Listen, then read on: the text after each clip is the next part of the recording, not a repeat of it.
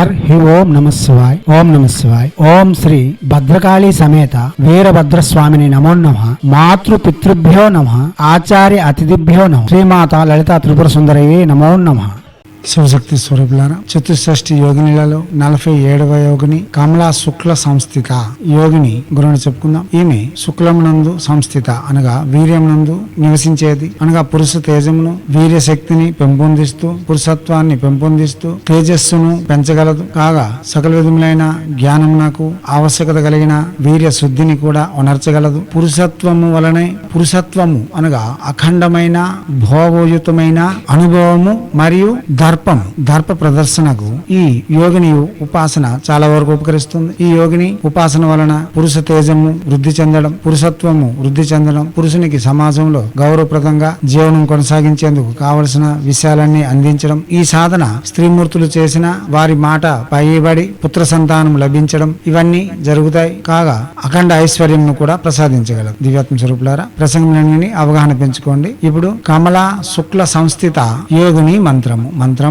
ఓం ఐం హ్రీం శ్రీం శ్రీం కమలా శుక్ల సంస్థిత స్వాహ. మంత్రం మరోసారి. ఓం ఐం హ్రీం శ్రీం శ్రీం కమలా శుక్ల సంస్థిత స్వాహ. మంత్రం మరోసారి. ఓం ఐం హ్రీం శ్రీం శ్రీం కమలా శుక్ల సంస్థిత స్వాహ.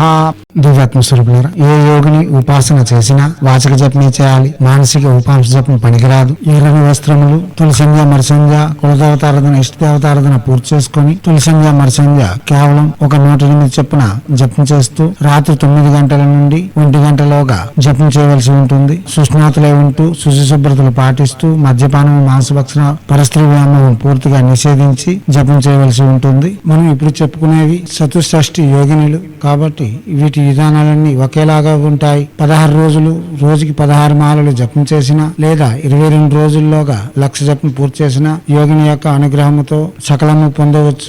మనం ముందు చెప్పేవి పొందవచ్చు.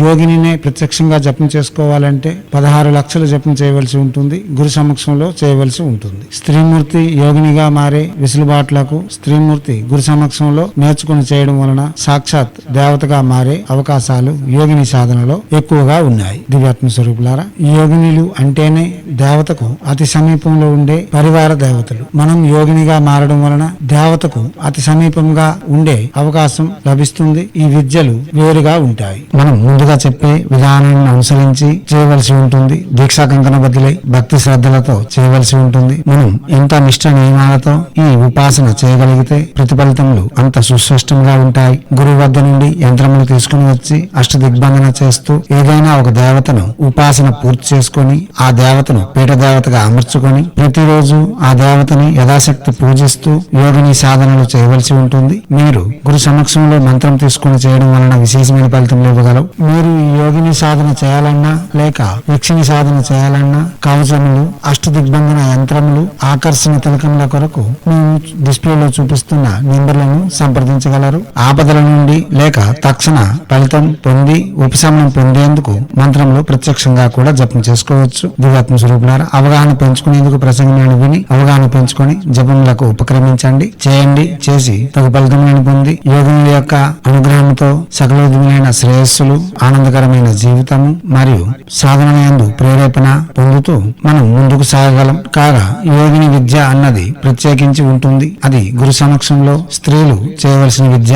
స్త్రీలు ప్రత్యక్షంగా యోగినిగా మారే ప్రక్రియలు వేరుగా ఉంటాయి. ఇప్పుడు మనం చెప్పేవన్నీ యోగినీల యొక్క అనుగ్రహం పొందేందుకు చెప్పబడుతున్నాయి. ఇవన్నీ చేసి మనం మన సాధనలో ముందుకు పోతూ మన మనస్కామ్యములను నెరవేర్చుకుంటూ ఆనందకరమైన జీవితం గడపాలని హైందవ సనాతన ధర్మ ఋషులు మనకు అందించిన విద్యలు వినియోగించుకోవడంలోను భారతీయ సంస్కృతి సాంప్రదాయాలు కాపాడడంలో ముందంజలో ఉంటూ మన ఆచారాలలో వస్తున్న మర్మ రహస్యాలను విజ్ఞానమును ప్రపంచానికి వెలుగెత్తి చాటేందుకు మీ వంతుగా కృషి చేయాలని కోరుతూ ఎప్పుడూ మీ సేవలో రత్నశ్రీ హిందూ సేవా సమాజ్ ఆచార్య భీమసింగ్ రవికుమార్ ఆఫ్ నిఖిలానంద సాగర్ మహారాజ్.